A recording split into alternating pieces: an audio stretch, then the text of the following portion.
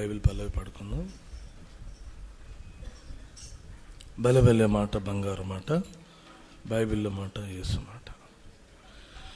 బలే బలే మాట బంగారు మాట, బైబిల్లో మాట యేసు మాట. బలే బలే మాట బంగారు మాట, బైబిల్లో మాట యేసు మాట. నా జీవితాన నీ జీవితాన మరువని మాట యేసు మాట. నా జీవితాన నీ జీవితాన మరువని మాట యేసు మాట. బలే బలే మాట బంగారు మాట, బైబిల్లో మాట యేసు మాట. బలే బలే మాట బంగారు మాట, బైబిల్లో మాట యేసు మాట.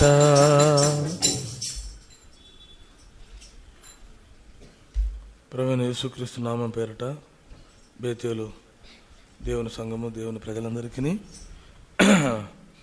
ప్రేమపూర్వకమైన వందనాలు తెలుపుతున్నాను. మనము ఒక ప్రశస్తమైన దినము, పావన దినంలో మనమందరం చేరువచ్చినాం. ఈ దినం ఒక ప్రత్యేకమైన దినముగా మనకు ఉంది. నూతన జన్మము పొందిన ప్రతి వారు కూడా ఈ దినాన్ని ఆచరిస్తారు. నూతన జన్మము, యేసుక్రీస్తునందు నూతన జన్మము. మనమందరం ఇక్కడ చేరువచ్చుట మన యజమానుని సంతోషింపజేయుటకు వచ్చాం. మన దేవుణ్ణి సంతోషింపజేయుటకు మనము ఇక్కడికి వచ్చాం. కాబట్టి ఆయన సంతోషముగా ఉండుటకు, ఆయనను సంతోషింపజేయుటకు ఆయన కోరుకునేది ఒకటే, ఏంటంటే దేవుడు ఆత్మ కనుక ఆయనను ఆరాధించేవారు ఆత్మతో సత్యంతో. అది మన నుండి కోరుకునేది, ఆయన ఆత్మతో సత్యముతో ఆరాధించాల. కాబట్టి నేను పరిశుద్ధుడనై ఉన్నాను కనుక మీరును పరిశుద్ధులై. రెండు మాటలే మనం మాట్లాడుకున్నాం, చాలా ఉన్నాయి. ప్రభువును సంతోషింపజేయనవి ఎన్నో ఉన్నాయి. అవి మనలోనే ఉన్నాయి, మన వద్దనే ఉన్నాయి. చాలామందికి ఇటువంటి ధన్యకరమైన జీవితం లేదు. చాలామంది దేవుణ్ణి సంతోషింపజేయలేరు. తన యజమానుని సంతోషముగా ఉంచలేరు. యజమానుడు సంతోషంగా ఉంటేనే దాసుడు సంతోషముగా ఉండేది. తండ్రి సంతోషముగా ఉంటేనే పిల్లలు సంతోషముగా ఉండేది. కాబట్టి మనము ప్రభువును ఆరాధించడానికి వచ్చిన మన ఆరాధన ప్రభువుకు సంతోషకరమైనదిగా ఉండాలి, పవిత్రమైనదిగా ఉండాలి. అందుకొరకై దేవుని యొక్క వాక్యం నుండి మనము లేవీయ కాండము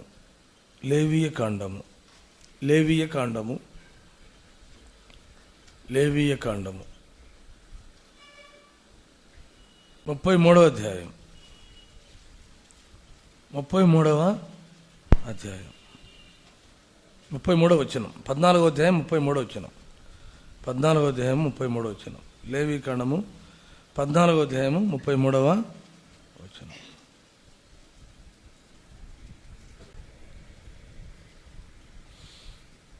మూడు నుండి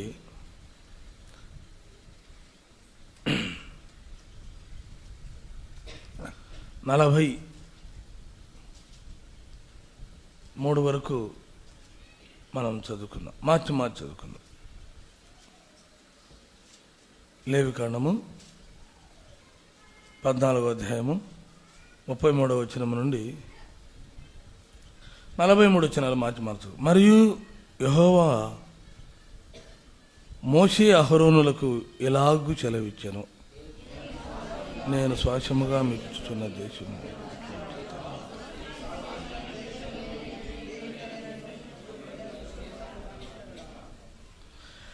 ఆ ఇంటి యజమానుడు యాజకుని యుద్ధకు వచ్చి, నా ఇంటిలో కుష్టుపొడ వంటిది నాకు కనబడనని అతనికి తెలియజెప్పవలను.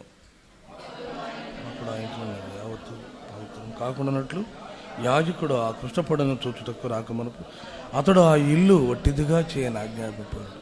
ఆ తర్వాత యాజకుడు ఆ ఇల్లు చూచుటకై లోపలికి వెళ్ళాడు.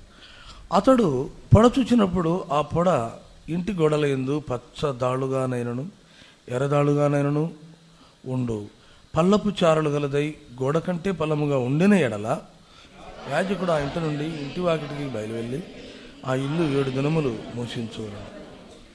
7వ నాడు యాజకుడు తిరిగి వచ్చి దానిని చూడవలను. అప్పుడు ఆ పొడ ఇంటి గోడల యందు వ్యాపించినదైన ఎడల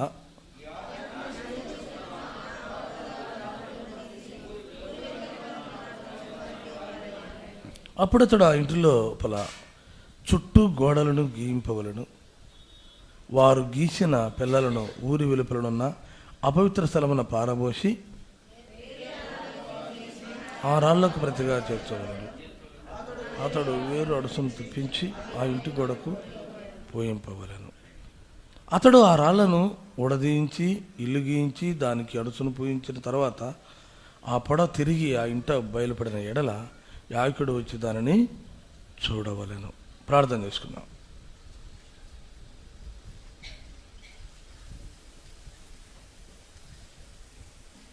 పరిశుద్ధుడైన తండ్రి, మా మంచి కాపరువైన మా దేవ, నిన్ను ఆరాధించుటకు చిన్న మందగా మేము బేతేల్లో చేరువచ్చాం.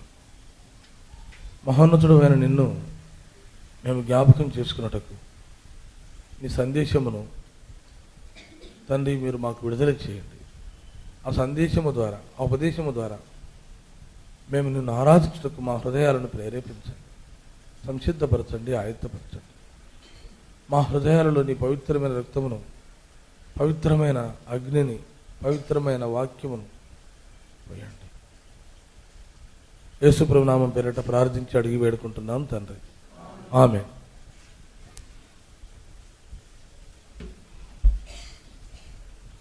మనం చదువుకున్న ఈ భాగంలో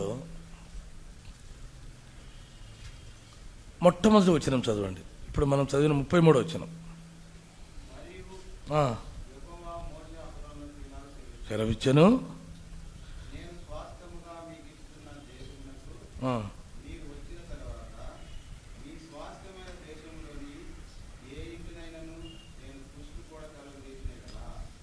ఆ ఇంటి యజమానుడు యాజకుని యొద్దకు వచ్చి, నా ఇంటిలో కుష్టుపొడ వంటిది నాకు కనబడనని అతనికి తెలియ చెప్పగలను. యజమానుడు తన ఇంటిలో ఒక గోడలపై తన ఇంటికి కుష్టుపొడ వంటిది ఏదైనా కనబడితే నేరుగా యాజకుని వద్దకు రావాలా. తన ఇంటిలో ఇప్పుడు మన గోడలు ఉన్నాయి, ఇక్కడ గోడలకు కుష్టుపొడ లాంటిది ఏదైనా కనబడితే అది ఏ కలర్లో ఉంటుందంట? ఏ కలర్లో ఉంటుంది? 37వ వచనం. ఆ పొడ చూచినప్పుడు ఆ పొడ ఇంటి గోడల యందు పచ్చదాళుగానైనను ఎర్రదాళుగానైనను ఉండు పల్లపు చారలు గలదై గోడ కంటే పల్లముగా ఉండనిరల. అంటే ఆ కలర్ ఎట్లుంటుందంటే అది పచ్చదాలుగా ఎర్రదాలుగా ఉండు పల్లపు చారలు గలది. గోడలకు ఆ రీతి కనబడితే అట్లా యజమానుడు నేరుగా యాజకుని వద్దకు వెళ్ళాలా, దేవునింటికి వెళ్ళాలా. యాజకుని వద్దకు వెళ్ళి, అయ్యా మరి నా ఇంట్లో ఈ రీతిగా కుష్టుపొడ లాంటిది కనబడతా ఉంది అని యాజకునికి చెప్పాలి. యాజకుడు చెప్తాడు, ఏం చెప్తాడంటే, అట్లయితే మీ ఇంట్లో ఉన్న సామాన్ అంతా బయట వేపించేయండి అని చెప్తాడు. బయట వేపించేయండి అని చెప్తాడు. ఖాళీ చేయాలి ఇల్లు, ఇంట్లో ఏమి ఉండకూడదు, అంతా ఖాళీ అయిపోవాలి. ఏ వస్తువు ఉండకూడదు. ఏ వస్తువు ఉన్నా అది అపవిత్రమైపోతుంది. కాబట్టి వస్తువులన్నీ, ఇంటిలో ఉన్న వస్తువులన్నీ కూడా బయటికి పంపించండి, నేను వస్తానని చెప్తాడు. తర్వాత యాజకుడు ఇల్లు చూచుటకి వస్తాడు. వచ్చినప్పుడు ఇప్పుడు ఇది మన గోడలు చూడండి, 4 వైపుల గోడలు ఉన్నాయి కదా. అక్కడ ఎక్కడైనా ఒక ఆ రంగు ఆ ఛాయలో అంటే ఆ ఎర్రదాలుగానైనా పచ్చదాలుగానైనా కనపడింది అనుకోండి, అప్పుడు ఆ యాజకుడు ఏం చేస్తాడంటే యజమానితో ఆ రాళ్ళు అన్నీ ఆ కలర్గా ఉంది కదా, ఆ పొడగా ఉబ్బులుగా ఉండేదంతా రాళ్ళు పీకిచ్చేసి తీసి ఊరు బయట పడేసిన తర్వాత మళ్ళీ కొన్ని కొత్త రాళ్ళు తెచ్చిపెట్టి అడుసు దానికి పూసేసి చెప్పేస్తాడు. 38వ వచనం, యాజకుడు ఆ ఇంట నుండి ఇంటి వాకిటికి బయలు వెళ్ళి ఆ ఇల్లు 7 దినములు మూసించవలను, 7వ నాడు తిరిగి వచ్చి దానిని చూడవలను. అప్పుడు ఆ పొడ ఇంటి గోడల యందు వ్యాపించినదైన ఎడల యాజకుని సెలవు చొప్పున ఆ పొడగల రాళ్లను ఊడదీసి ఊరు వెలుపల అపవిత్ర స్థలమున పారవేయవలను. ఖాళీ చేపించినాడు, 7 దినములు ఉంచినాడు. 7 దినాలలో మార్పు రాలేదు. 7 దినాలు మార్పు రాలేదు. ఇక వచ్చేసి ఉడబిరికిచ్చేయమన్నాడు. తీసేసినారు. తీసేసిన తర్వాత అక్కడ జరిగిన సందర్భాన్ని మనం చూస్తాం. ఇక 48వ వచనం చదవండి. యాజకుడు వచ్చి లోపల ప్రవేశించి చూచినప్పుడు ఆ ఇంటికి అడుసు వేసిన తర్వాత ఆ పొడ ఇంటిలో వ్యాపింపకపోయిన ఎడల పొడ బాగుపడను గనుక ఆ ఇల్లు పవిత్రమని యాజకుడు నిర్ణయింపవలెను. ఒకవేళ ఆయన కొత్త రాళ్ళు ఎక్కించినాడు, తర్వాత అడుసు పెట్టి మళ్ళీ పూయించినాడు, చేసిన తర్వాత కూడా ఆ ఇల్లు అట్లనే పొడలతో ఉన్నట్లయితే పూర్తిగా పడగొట్టేసేయాలి. ఆ ఇంటిని పూర్తిగా పడగొట్టేసేయాలి. దాని రాళ్ళు ఆ ఇంటికి దాని సంబంధం లేకుండా మొత్తము ఆ పొడగల రాళ్ళన్నీ ఊరి వెలుపటికి తీసుకువెళ్ళి వేశారు. మరి ఎన్నడూ కూడా ఆ రాయి ఎవడు తగలకూడదు, ఎవడు స్వీకరించకూడదు. దాన్ని ఊరి వెలుపట శాపగ్రస్తమైన శపించబడిన అపవిత్రమైన స్థలంలో దాన్ని వేయాల. ఎందుకంటే రాళ్ళు తీయించినాడు, అది ఎక్కడెక్కడైతే లోపాలు ఉన్నాయో, ఎక్కడెక్కడైతే పొడవుందో దాన్ని అంతటినీ తీసివేసినాడు. తీసివేసిన తర్వాత కూడా అది ఉంది అంటే దాన్ని పూర్తిగా తీసేయాల, తీసి ఊరు వెలుపట వేయాల. ఒకవేళ ఆ ఇల్లు 48వ వచనం ప్రకారంగా యాజకుడు వచ్చి లోపల ప్రవేశించి చూసినప్పుడు ఆ ఇంటికి అడుసు వేసిన తర్వాత ఆ పొడ ఇంటిలో వ్యాపింపకపోయిన ఎడల అది బాగుపడను గనుక ఆ ఇల్లు పవిత్రమని యాజకుడు నిర్ణయింపవలెను. ఈ ఇల్లు పవిత్రంగా ఉందయా, ఎక్కడైతే పచ్చడాలు కనపడ్డాదో, ఎక్కడైతే ఎరడాలు కనపడతా వచ్చాయో అవి తీసివేసిన తర్వాత ఇక ఆ పొడ వ్యాపించలేదు ఇంటికి. కాబట్టి ఈ ఇల్లు పవిత్రమైనదిగా ఉంది. ఈ ఇల్లు పవిత్రమైనదిగా ఉంది. ఈ ఇంటిలో నివసించువారు ఈ పరిశుద్ధమైన ఇంటిలో, ఈ పవిత్రమైన ఇంటిలో, అభిషేకించబడిన ఇంటిలో, బాగు చేయబడిన ఈ ఇంటిలో సంతోషముతో, సమాధానముతో, నెమ్మదితో, ఆనందముతో మీరు కాపురాలు చేసుకోవచ్చు, సంసారాలు చేసుకోవచ్చు. అయితే ఆ ఇల్లు ఆ రాళ్ళు ఆ ఇటుకలు తీసి మళ్ళీ కొత్త రాళ్ళు ఎక్కించేసి మళ్ళీ కొత్త అడుసు పూసిన తర్వాత కూడా అది బాగుపడలేదు అంటే శాపగ్రస్తమైన స్థలములోనికి ఊరు వెలుపటికి దాన్ని వేసేయాల. ప్రియమైన వరలరా, హెబ్రీయులకు రాసిన పత్రిక 9వ అధ్యాయం, హెబ్రీయులకు రాసిన పత్రిక 9వ అధ్యాయం 11వ వచనం, 9-11. అయితే క్రీస్తు రాబోచున్న మేలుల విషయమై ప్రధాన యాజకుడుగా వచ్చి తానే నిత్యమైన విమోచన సంపాదించి హస్తకృతము కానిది అనగా ఈ సృష్టి సంబంధము కానిది మరి ఘనమైనదియు పరిపూర్ణమైనది అయిన గుడారము.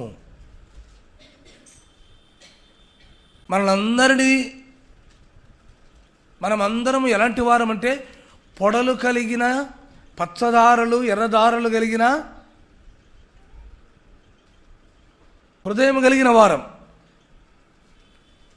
కుష్టుపడగలిగిన వారం మనమందరం, పాపపు కుష్టుతో ఉన్నవారం మనమందరం. ఆదాములో నుండి సంప్రాప్తమైన ఆ శాపము, ఆ వ్యాధి మనందరికీ కూడా ఆ వ్యాధి, ప్రతి వారికి ఆ వ్యాధి అంటకట్టబడతా వచ్చింది. ప్రతి వారి హృదయము వ్యాధితో నింపబడుతూ వచ్చింది, భేదం లేకుండా అందరూ కూడా. ప్రతివాడు యెషయా గ్రంథంలో వ్రాయబడినట్లుగా అరకాలు మొదలుకొని నడినెత్తి వరకు ఎటువంటి స్వస్థత లేని వారముగా మనం ఉంటూ వచ్చినాం. యేసుక్రీస్తు రాకపోతే, ప్రభువైన యేసుక్రీస్తు రాబోతున్న మేలుల విషయమై రాకపోతే,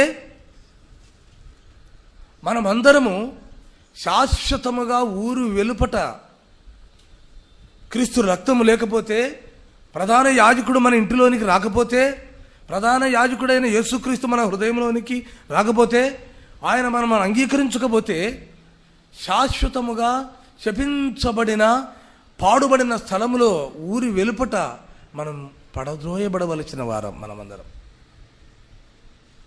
చెడు అలవాట్ల చేత, వ్యసనముల చేత, తప్పుడు కోరికల చేత, వ్యామోహముల చేత మనమందరము వ్యాధి కలిగిన వారం. అపవిత్రమైన పెదవులు కలిగిన ప్రజల మధ్యలో నివసించుచు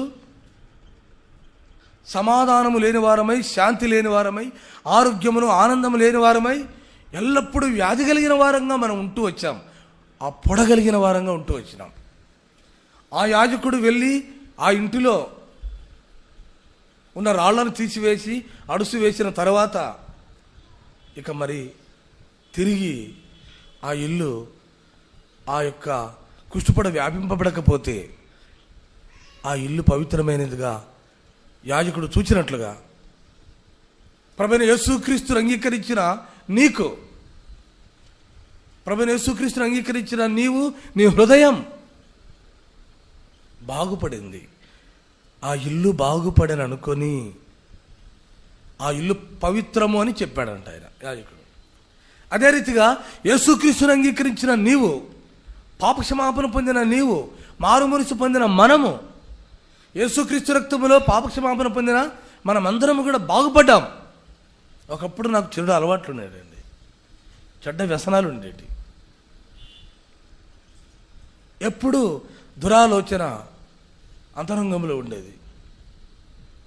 అపవిత్రమైన పెదవులు కలిగిన వాడిని, అపవిత్రమైన పెదవులు కలిగిన ప్రజల మధ్యలో నివసించిన వాడిని.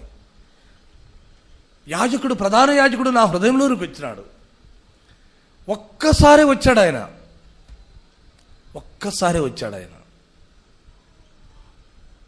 నా కొరకు ఆయన కార్చిన అమూల్యమైన రక్తమును చేత పట్టుకొని వచ్చాడు. కలువరి శిలువలో మనందరి కొరకై అరచేతులలో నుండి కారిన రక్తముని చేత పట్టుకొని వచ్చాడు. మనకున్న వ్యాధి, హృదయము మోసకరమైనది, అది ఘోరమైన మన వ్యాధి అంతా కూడా రక్తముతో కడిగాడు. వ్యాధులన్నీ తీసివేశాడు. ఎంత ఘోరమైన హృదయం అండి! ఈ హృదయంలో ఉన్న ఘోరమైన వ్యాధులను పవిత్రమైన అమూల్యమైన తన రక్తంతో కడిగాడు. ఈ చెడ్డ పురుగులన్నీ, చెడ్డ వ్యాధి అంతా కూడా వెళ్ళిపోయింది. యాజకుడు వచ్చి ఆ ఇంటిని చూచి ఆ వ్యాధి వ్యాపించలేదు కాబట్టి ఆ ఇల్లు పవిత్రము అని చెప్పబడినట్లుగా యేసుక్రీస్తు రక్తంలో కడగబడిన నీవు, పాపక్షమాపణ పొందిన నీవు, మారు మనసు పొందిన నీవు బాగుపడ్డావు. నువ్వు పవిత్రము, నీ హృదయం పవిత్రమైనది. సత్యముతో, ఆత్మతో, సత్యముతో ఆరాధించుటకు వచ్చిన నీ హృదయము పవిత్రమైనదిగా దేవుడు చూస్తున్నాడు. నీ హృదయము బాగుపడినదిగా చూస్తున్నాడు ఆయన. ఆ రీతిగా చేయడానికి ఆయన క్రయం చెల్లించినాడు. అమూల్యమైన తన రక్తాన్ని ఇచ్చాడు. పంచగాయములు పొందుతూ వచ్చినాడు. కామక్రోధ మదమత్సరములు లేని ఆ రక్తము ఈ చెడ్డ హృదయమునకు తాకబడుతూ వచ్చింది.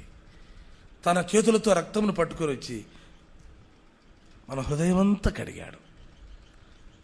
ఎవరు కడుగుతారండి? ఎన్ని హృదయాలండి మనవి, ఎన్నెన్ని ఆలోచనలండి మన హృదయంలో ఉండేది. నా హృదయంలో ఒక ఆలోచన ఉంటే నీ హృదయంలో ఒక ఆలోచన, నీ హృదయంలో ఒక ఆలోచన ఉంటే నీ హృదయంలో ఒక ఆలోచన. ఎన్ని చెడ్డ వ్యాధులు ఉన్నాయండి. ప్రతి వ్యాధికి సర్వరోగ పాప పరిహారంగా చేయబడుతూ వచ్చింది యేసుక్రీస్తు రక్తం. కడుగుతూ వస్తున్నాడు, దినదినము కడుగుతూ వచ్చాడు. ఒక్కసారి కడిగాడండి, ఇక ఒక్కసారి కడిగాడు. ఒక్కసారే రాబోతున్న మేలుల విషయమై నీకు మేలు చేయుటకు ఒక్కసారే ఆయన వచ్చాడు. ప్రధాన యాజకుడుగా వచ్చాడు. రక్తం చేత పట్టుకొని వచ్చాడు. ఎంత చెడ్డ హృదయము, ఎన్ని వ్యసనములతో ఉన్న హృదయము. అందరి హృదయాలు చూస్తున్నాడు, అందరి హృదయాలు కడుగుతున్నాడు. పర్వాలేదులే నాయనా, పర్వాలేదులే నాయనా, ఇకనైనా బాగుపడు, ఇకనైనా బాగుపడు, ఇకనైనా బాగుపడు, ఇకనైనా పవిత్రుడుగా ఉండు. ఎంత ఘోర పాపులం మనం, ఎంత ఘోర పాపులమైన క్షమించడానికి మంచి మనసు కలిగిన వాడు మన ప్రభు. అందుకే క్రీస్తు యేసునందు ఆ క్రీస్తు యేసుకు తగినట్లుగా మన మనసు ఉండాలని వాక్యంలో రాయబడింది. దేవుని ప్రేమ ఎలాంటిది అంటే, ఒక చిన్న ఎగ్జాంపుల్ చెప్తా. 1998 సంవత్సరంలో నందలూరు, కడప తర్వాత నందలూరు, ఒంటిమిట్ట తర్వాత నందలూరు వస్తుంది. ఆ నందలూరు దగ్గర ఒక చిన్న గ్రామం ఉంది, ఒక పల్లెటూరు ఉంది. ఆ పల్లెటూరికి నాకు సమీప బంధువులు ఉంటే అక్కడికి వెళ్ళాను. అక్కడికి వెళ్ళినప్పుడు అక్కడ దరిదాపు ఒక 78-80 సంవత్సరాల వయసు కలిగిన ఒక వృద్ధుడు, పెద్ద మనిషి. ఆయన తన జీవితంలో జరిగిన సంగతిని, తన తల్లి యొక్క ప్రేమను జ్ఞాపకం చేసుకుంటూ వచ్చినాడు. సందర్భంగా వచ్చింది. ఆయన మేమేమన్నామంటే, అయ్యా సువార్త చెబుతూ ఆయనతో మాట్లాడుతూ వచ్చినాం. శ్రీ తన చంటి బిడ్డలను మరుచునా, వారైనా మరుస్తారు కానీ నేను నిన్ను మరువను అన్నాడు ప్రభువు. అయితే నా తల్లిని గురించి చెప్తా, ఒక్కసారి వినండి సార్ అని చెప్పినాడు. నా తల్లి ప్రేమ గురించి చెప్తాను, ఒకసారి వినండి అని చెప్పినాడు. చెప్పండి. ఆయన వీపున ఒక భయంకరమైన పుండు వ్యాపించింది. భయంకరమైన పుండు. ఆ పుండులో నుండి చీము, రక్తము 24 గంటలు తుడుస్తుంటే వస్తూ ఉంది. ఆ యొక్క చీము రక్తంలో పురుగులు జిబ జిబ జిబ జిబ జిబ అంట పారాడుతూ ఉన్నాయి. అనేక మంది వైద్యుల వద్దకు వెళ్ళారు, ఎంతోమంది వైద్యుల వద్దకు వెళ్ళారు. ఆ దినాల్లో అది, ఇప్పుడంటే మనకు ఎక్కువ మెడిసిన్ అందుబాటులో ఉంది. ఆ దినాల్లో నాటు వైద్యం ఎక్కువ. కాబట్టి నాటు వైద్యులకు వెళ్ళి ఆ పసురు అవి ఇవి ఎన్నెన్నో రకాలుగా చేసుకొని వచ్చిన, శుభ్రపరిచిన ఆయన వీపు పైన ఆ పుండు మాత్రము పురుగులతో ఎల్లప్పుడూ నింపబడుతుంది. ఇప్పుడు పుండుకు ఎట్లుంటుందంటే పైన పక్కు లాంటిది ఒకటి ఉంటుంది. అది తీసేస్తే కనపడేదంతా పురుగులే. కష్టంగా ఉంది కదా వినడానికి. కనపడేదంతా పురుగులే. తన తల్లి అంటే ఆయన చిన్నప్పుడు ఆయన తీసుకుని అనేక స్థలాలకు తీసుకువెళ్ళిందంట, బాగా కాలేదు. ఒకానొక వైద్యుడి వద్దకు వెళ్తే ఆ వైద్యుడు, అమ్మ నువ్వు చేస్తే, నువ్వు నీ కుమారుని ప్రేమిస్తే, నేను చెప్పినది చేస్తే తప్పకుండా నీ కుమారుని ఈ వ్యాధి బాగవుతుందమ్మా, ఈ పుండు బాగవుతుందమ్మా అని చెప్పాడు. చెప్పండి సార్, చెప్పండి అయ్యా, నేనేం చేయాలో చెప్పు. ఉదయం లేస్తానే నీ కుమారుని యొక్క వీపు పైన ఉన్న పుండు పైన పుండు ఉంది కదా, ఆ పుండు పైన నెమ్మదిగా ఇది పుండు అనుకోండి, నెమ్మదిగా నాలుకతో పురుగులన్నీ తీసేయి. ఏమ్మా కష్టంగా ఉంది కదా మీకు ఈ మాట? వీపు పైన ఉన్న ఆ పురుగులన్నీ కూడా నాలుకతో నెమ్మదిగా, ఒక్క పురుగు ఉండకూడదు, ఒక్క పురుగు కూడా ఉండకుండా తీసేసేయి. 3 దినాలు ఆ పని చేయమ్మా, తర్వాత తీసుకురా అని చెప్పిన. ఆ తల్లి తన కుమారుని ఎక్కువగా ప్రేమించింది కాబట్టి ఆమె ప్రతిరోజు అదే రీతిగా చేస్తూ వచ్చింది. 3 దినాలు. 3వ దినం తీసేసింది, వైద్యుని వద్దకు తీసుకువెళ్ళింది. చేశావా నువ్వు చెప్పిందంటే, చేశానయ్యా, నిజంగా చేశానయ్యా. నిజంగా చేశావా? చేశానయ్యా. నా కుమారుడు కొరకు చేయకపోతే ఎవరి కొరకు చేయాలి అని నేను. రేపు రాపని అంట. రేపు రా, ఎట్లుంటే పురుగులు పడి ఉంటే రా, లేకపోతే రావద్దు. ఏదైనా మార్పు జరిగితే రావద్దు, అంతే. 4వ రోజు వెళ్ళి చూసింది, చక్కగా దేహంలో మాంసం తయారైతే వస్తుంది. ఒక్క పురుగు కూడా లేదు, దుర్వాసన అసలే లేదు. ఎంతగా ప్రేమించింది ఆ తల్లి, ఎంత క్రైమ్ చెల్లించింది.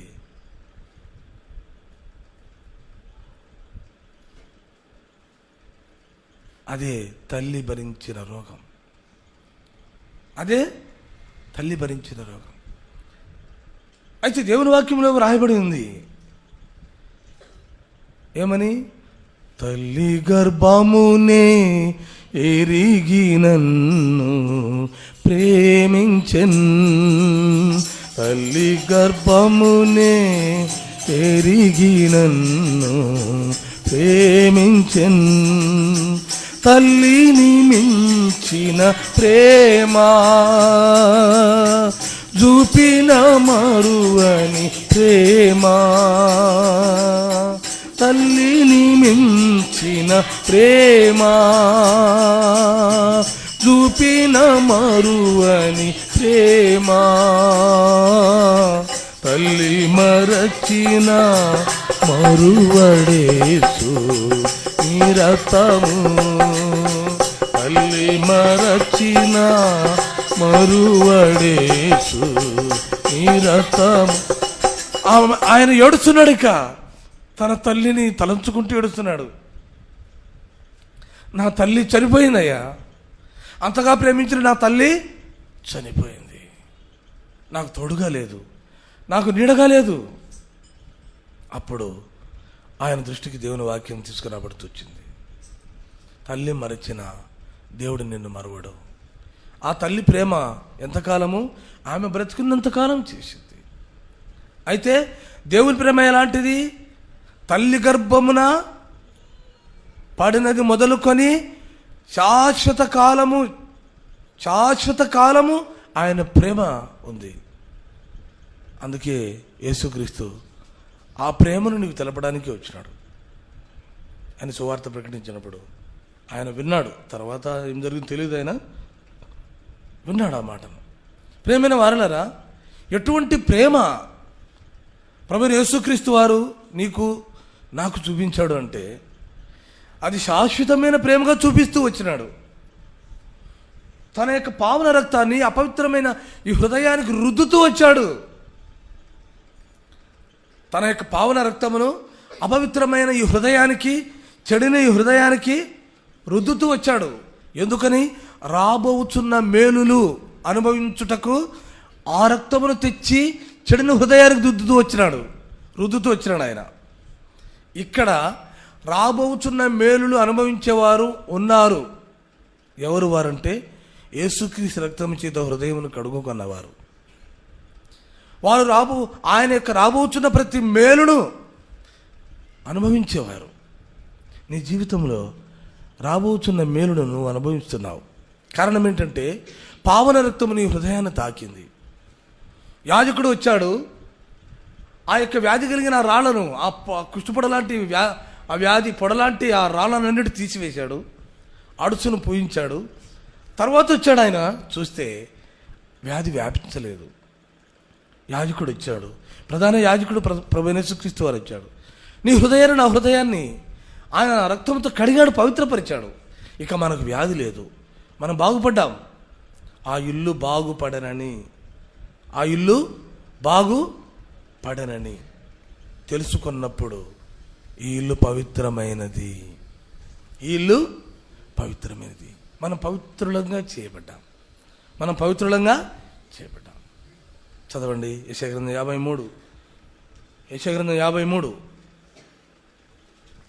యెషయా గ్రంథము 53వ అధ్యాయము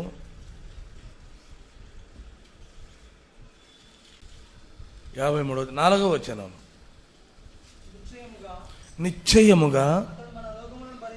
నిశ్చయముగా అతడు మన రోగములను భరించెను, మన వ్యసనములను వహించెను. చాలు, నిశ్చయముగా అతడు మన రోగాలను భరించాడు. ఇది సత్యమైనది. ఖరాఖండిగా నిశ్చయముగా ఆయన మన రోగాలను భరించినాడు, మన వ్యసనములను వహించినాడు ఆయన. కాబట్టే నువ్వు బాగుపడ్డావు, కాబట్టి నువ్వు పవిత్రుడుగా, పవిత్రాలుగా చేయబడుతూ వచ్చావు. నీ కొరకై, నా కొరకై ఆయన లోకములో ఉన్న సమస్త మానవాళి అందరి కొరకై ఆయన రక్తాన్ని ఇచ్చినాడు, ప్రాణం కార్చినాడు. చేర్చబడిన నిన్ను, నన్ను కూడా, నీ కొరకు, నా కొరకు కూడా ఆయన అమూల్యమైన రక్తాన్ని కార్చి లోక పాపములను మోసుకొని పో దేవుని గొర్రెపిల్లగా ఆయన ఇచ్చాడు. ప్రతి వారి పాప భారమంతటిని ఆయన వేసుకున్నాడు, ఆయన పైన వేసుకున్నాడు. ప్రతి వారి పాప భారమును, నీ పాప భారమును, మన పాప భారమునంతటిని ఆయన పైన వేసుకున్నాడు. కాబట్టి మీరు దేనిని గురించి చింతించవద్దు. ఇక దేని గురించి మీరు చింతించవద్దు. మీ భారమునంతా నేను వేసుకున్నాను, మీ వ్యాధి అంతయు వెళ్ళిపోయింది. యాజకుడు రాకపోతే ఆ ఇల్లు పడద్రోయబడవలసింది, యాజకుడు రాకపోతే ఆ ఇల్లు పడద్రోయబడవలసింది. ఊరు వెలుపట దాని యొక్క ఇటుకలు, దానికి సంబంధించిన వస్తువులన్నీ పడివేయవలసింది. యాజకుడు వచ్చాడు, ఇల్లు చూశాడు, దాని మరమ్మతులు చేశాడు.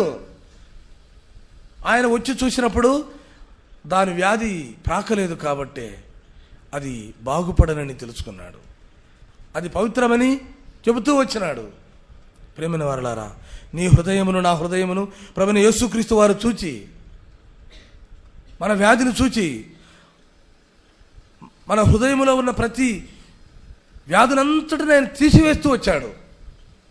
తరువాత పవిత్రము అని చెప్పాడు, బాగుపడింది అని చెప్పాడు. ఆయన తన సంఘములోని చేర్చాడు, పవిత్రమైన దేవుని ఇంటిలోనికి చేర్చాడు, దేవుని ప్రజల మధ్యలోనికి చేర్చినాడు. కాబట్టి నీవు నేను ప్రభువును ఆరాధించవలసింది, ప్రభువును మనం ఘనపరచవలసింది. ప్రభువా, నా హృదయంలో ఒక పొడ లాంటిది వ్యాపించి ఉంది. ఇటువంటి చెడిన వ్యాధి కలిగిన ఈ హృదయాన్ని బాగు చేయుటకు నీ స్వరక్తముతో వచ్చావు. హెబ్రీయులకు రాసిన పత్రిక వెళ్ళిపోదాం మళ్ళీ తిరిగి 9వ అధ్యాయము, హెబ్రీ 9:11 వచనం. అయితే క్రీస్తు రాబోతున్న మేలుల విషయమై ప్రధాన యాజకుడుగా వచ్చి తానే నిత్యమైన విమోచన సంపాదించి హస్తకృతము కానిది, అనగా ఈ సృష్టి సంబంధము కానిది, మరి ఘనమైనది పరిపూర్ణమైనదినైనా గుడారము ద్వారా మేకల యొక్కయు కోడల యొక్కయు రక్తముతో కాక తన స్వరక్తముతో ఒక్కసారే పరిశుద్ధ స్థలములో ప్రవేశించను. ఒక్కసారే ప్రవేశించాడు. నీ హృదయంలోనికి ఆయన ఒక్కసారే వచ్చాడు, ఒక్కసారే వచ్చాడు. ఒక్కసారి ప్రభు వచ్చుట వలన రాబోయే మేలులన్నీ అనుభవించుటకు, భూమి మీదనే కాదు పరమందు కూడా ఆయన నీ కొరకు, నా కొరకు పరలోకపు ఆశీర్వాదాలు సిద్ధపరిచినాడు. కాబట్టి మనం ప్రభువును ఆరాధించాలా. ప్రభు, ఆ వ్యాధితో నింపడిన నా హృదయానికి అమూల్యమైన నీ స్వరక్తం చేత వచ్చి నా హృదయం తాకినావు, కడిగినావు, శుద్ధి చేసినావు. నేను బయట పారవేయబడకుండా, నాశనమైన గుంటలో పడవేయబడకుండా, పాతాళము అనే అగ్నిగుండంలో పడవేయబడకుండా నన్ను కాపాడావు. నా కొరకు పంచగాయములు పొంది అరచేతులలో మేకులు, కాళ్ళలో మేకులు, తలపైన ముళ్ళ కిరీటం, పక్కన బల్లెపు పొడి పొడిపించుకొని ఆ అమూల్యమైన రక్తంతో, నీ స్వరక్తంతో నా హృదయాన్ని కడిగావు, నన్ను కడిగావు. కాబట్టి నేను నిన్ను ఘనపరుస్తున్నాను. నీకు ఏమి సమర్పించగలను ప్రభు? నా హృదయపూర్వకమైన ఆరాధన నీకు సమర్పించుకుంటున్నాను. అటువంటి ఆరాధన మనం చేద్దాం. పాతువాట్లో వచ్చి 805. యేసునామం మనోహరం, ఎంతో అతి మధురం. ఈ పాట పాడే సమయంలో సండే స్కూల్ సండే స్కూల్కి వెళ్తారు. 1-2 చరణాలు. 1-2 చరణాలు.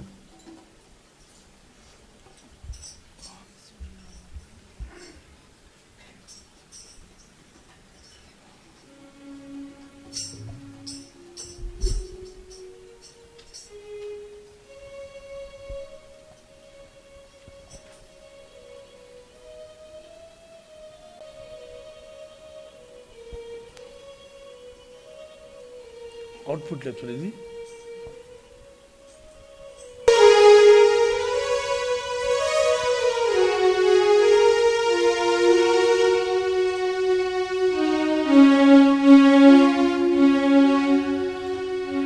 యేసునామం మనోహరం, ఎంతో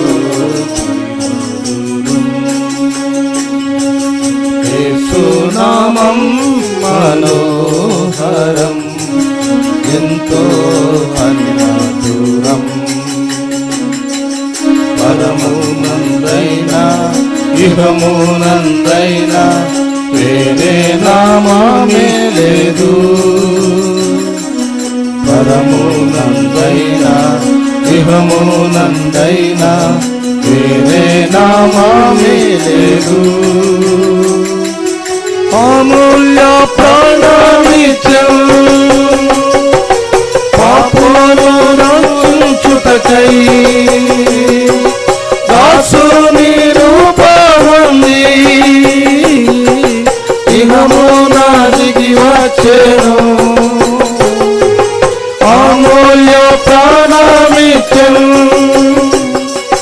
పాపులను రక్షించుటకై దాసుని రూపముంది ఇహమున దిగి వచ్చెను. కీర్తింతును నీ నామం, ఘనపరతును నీ నామం. కీర్తింతును నీ నామం, ఘనపరతును నీ నామం. ఓ మా ప్రభువా, తమ్ము ఈవులతో మమ్ము నాశీర్వదించు. ఓ మా ప్రభువా, తమ్ము ఈవులతో మమ్ము నాశీర్వదించు. యేసునామం మనోహరం, ఎంతో అతి మధురం. యేసునామం మనోహరం, ఎంతో అతి మధురం. కల్వారి గిరిలో ఈనుపమేకులతో ప్రభువాని దేహమును సిలువపై నెక్కించిరి. కల్వారి గిరిలోన ఈనుపమేకులతో ప్రభువాని దేహమును సిలువపై నెక్కించిరి. కీర్తింతును నీ నామం, ఘన కనపరతును నీ నామం, కీర్తింతును నీ నామం, కనపరతును నీ నామం. ఓ మా ప్రభువా కమ్ము ఈవులతో మమ్ము నాశింపా. ఓ మా ప్రభువా మమ్ము నాశింపా. యేసునామం మనోహరం, ఎంతో అతి మధురం. యేసునామం మనోహరం, ఎంతో అతి మధురం. పరమునందైనా ఇహమునందైనా వేరే నామమే లేదు. ఇహమునందైనా ఇహమునందైనా వేరే నామమే లేదు. యేసునామం మనోహరం, ఎంతో అతి మధురం. యేసునామం మనోహరం, ఎంతో అతి మధురం. దయచేసి కూర్చోండి. ఆరాధన వాక్యాన్ని